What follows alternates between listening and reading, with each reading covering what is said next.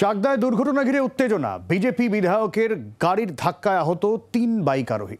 বনগাঁ দক্ষিণের বিজেপি বিধায়ক স্বপন মজুমদার, তার গাড়িতে ধাক্কা 3 যুবককে কল্যাণীর জেএনএম হাসপাতালে নিয়ে যাওয়া হয়। স্থানীয়রা পথ অবরোধ করেন, পরে যদিও পরিস্থিতি নিয়ন্ত্রণে আনে পুলিশ। বিশ্বজিৎ রয়েছেন আমাদের সঙ্গে, আমাদের প্রতিনিধি। ঠিক কি ঘটনা ঘটেছে বিশ্বজিৎ? দেখো, বনগাঁ বিধায়ক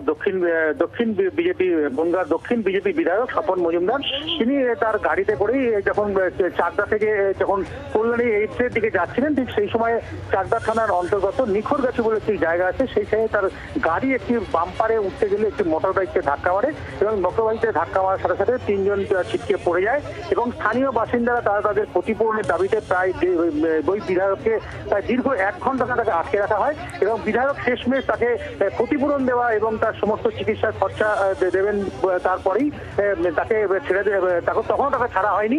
এরপর চাকদা থানার বিশাল পুলিশ বাহিনী সেখানে আসবার পর তাকে বিধায়ককে সরিয়ে অন্যত্র নিয়ে যাওয়া হয়। বর্তমানে 3 জন আহত হয়েছে, তাদেরকে কল্যাণী স্টেট জেনারেল হাসপাতালে ভর্তি করা হয়েছে।